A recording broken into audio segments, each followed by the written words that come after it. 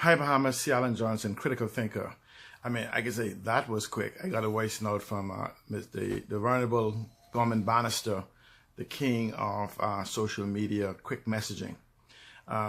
Individuals is very, I don't know, maybe excited to hear concerning his statement in regards to the chain of custody and social media posting. Now, basically what he says underlines what I've been saying for almost 15 years now. You know, we have individuals that talk about digital this and digital that, but have no understanding of the infrastructure or the technicalities that goes into what is called digitalization, and digitalization, chain of custody, predictive policing, digital policing, just digital government and everything. Let me just give you a voice analysis. There's about 4 to 5 different type of people in the world when it comes to digitization and digitalization. I want to talk about 3 of the primary ones. One of them is called the observer. Okay, the next one is called the consumer. Okay, and just plain old consumption. Now let me just talk about the other 3. You have the exploit users. These are the ones we refer to when we talk about technology. We have the exploit users. They can use Word, they can use Windows, they can use a graphics program, Premiere, they can use all kind of different most of the program accounting software in the works. They are the professional users. Now, if I was to walk into the room with an actual screwdriver and a set of screwdrivers and a pliers and tell them, take that computer apart, they'll be confounded. If I was to even walk in the room with a box of computer parts and tell them to please put it together, they will not know what to do because they are expert users. They have no idea on how the machine they're using works.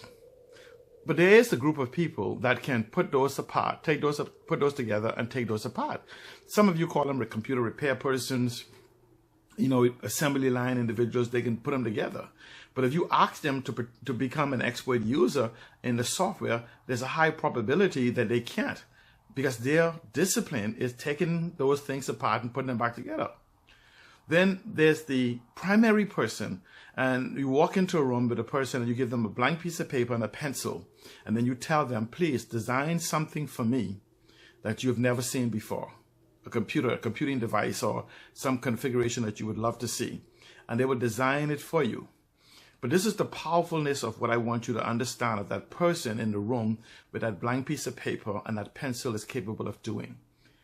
That person who is capable of designing that new technology system, that new ecosystem, that new environment, at the point of designing it, he must design it so that the person who assembles it or takes it apart is capable of doing it and understands.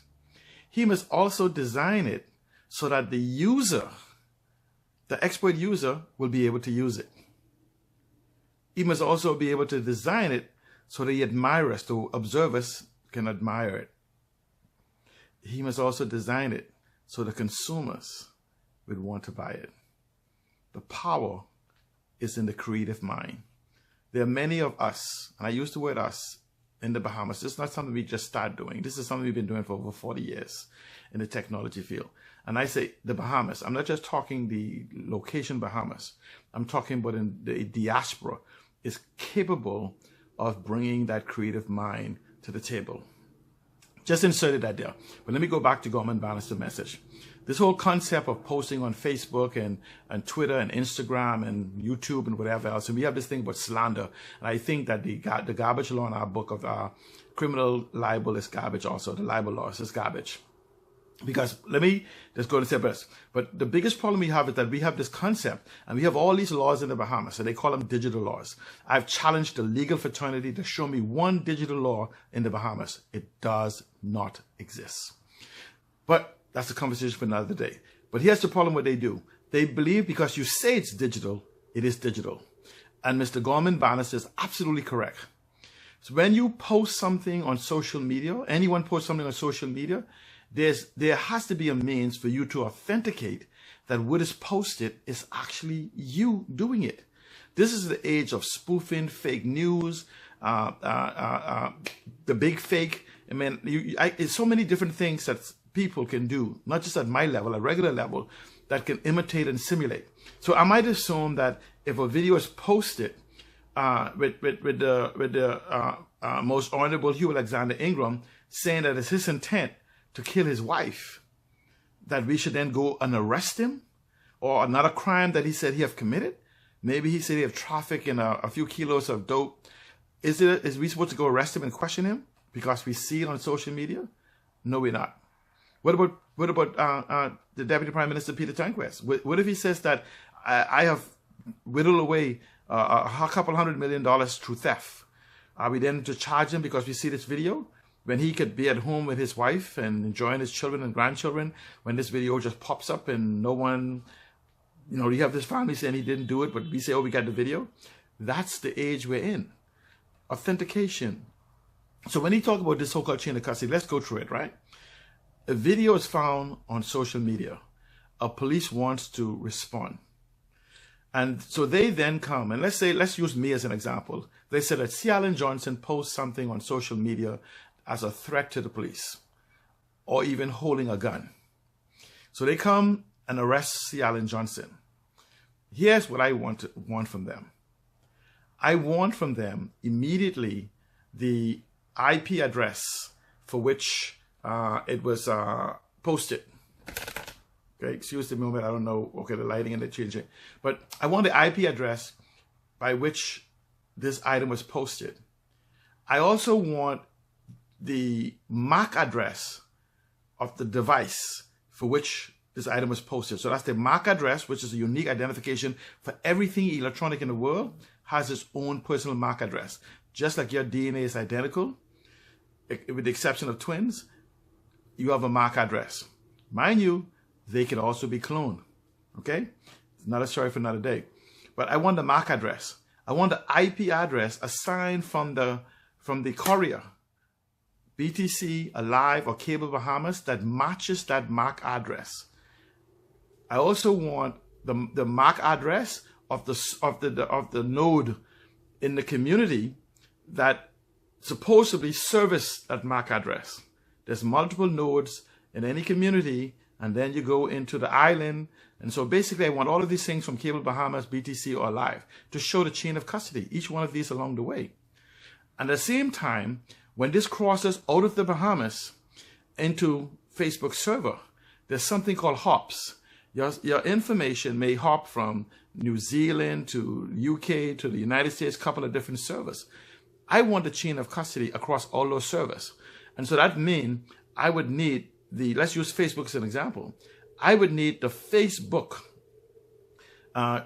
chief technology officer or someone of that caliber to be able to authenticate that that IP address was the same IP that hopped across all of those addresses and nowhere was intercepted or interfered with. Then I would need well, I lost my train of thought for a second. Then I would need him to actually come and testify. And I mean, and then when you do the same thing. And then when you go into WhatsApp, for instance, where you have the chain of custody, is almost impossible because they use peer-to-peer. It's a encrypted, not basically relies on a server, but a peer-to-peer type environment.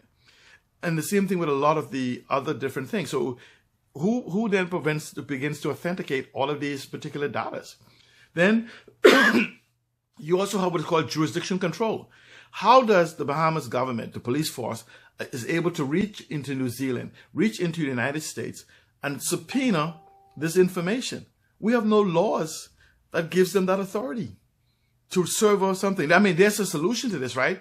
But for those individuals who so-called call themselves the computer experts advising government may not understand the intricacies of digitalization and digitalization of the world. But I just want you to know that Gorman Bannis is absolutely correct. The Bahamas government has no jurisdiction or capability of identifying a single video, audio, or post on any social media should it be challenged in court.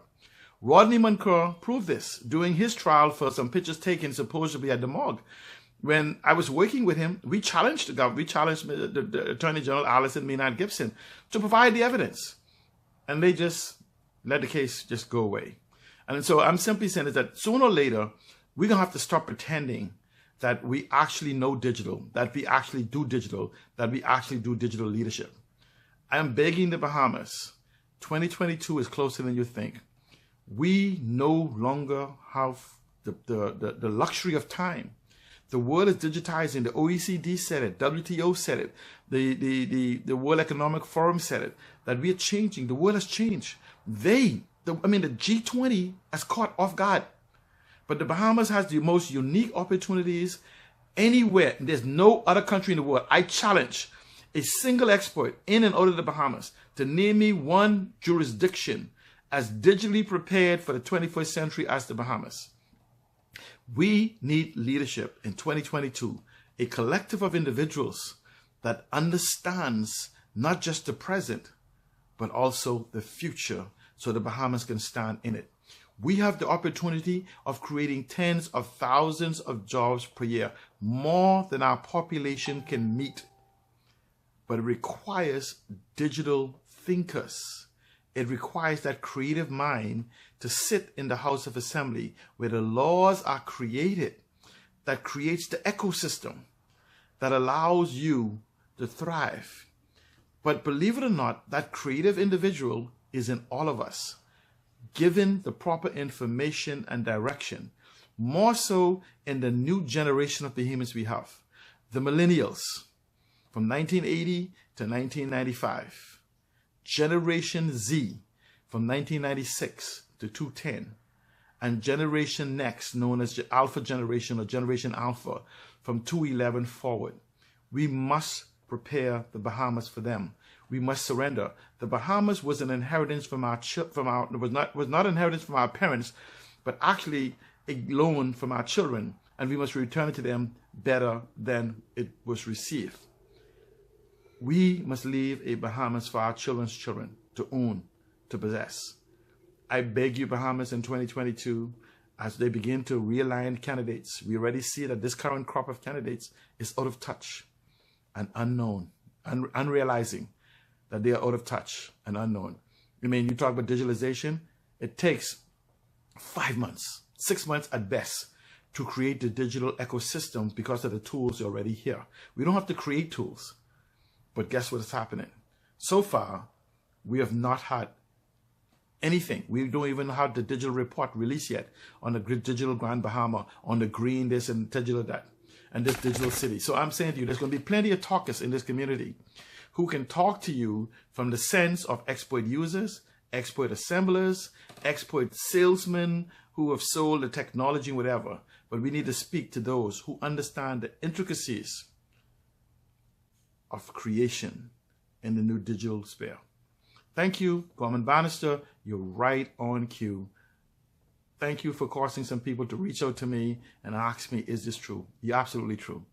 You're 90% on. But the chain of custody can't happen. But laws can be created. You see where Facebook and Google and the rest of them are subpoenaed in the European Union and the United States and stuff because they have laws that actually allows them to do that. Don't mind them talking about no crypto law and digital law and all that stuff in the Bahamas. None exists. And I guarantee you, any created in the next 2 or 3 years will not. Because no matter how much laws you create, there's some things must be done for the laws to be enforceable. And it must identify those things that you have done. So you could create the laws you want, but how do you create a law that must actually point to something that you've yet to create? So that when you create the law, it doesn't point to anything. So technically, the law doesn't exist. That's why I say there's no digital laws I see in the foreseeable future until you get a team of individuals around the table that understand that the intelligentsia necessary for the development of the Bahamas does not lie exclusively in 39 individuals and 16 members in the 39 individuals in the House of Assembly and 16 members in the Senate. What is necessary for building a better Bahamas lies in all of us, not individually, collectively. Because remember, some of us will never, ever, ever, ever be as strong as all of us. Thank you for listening.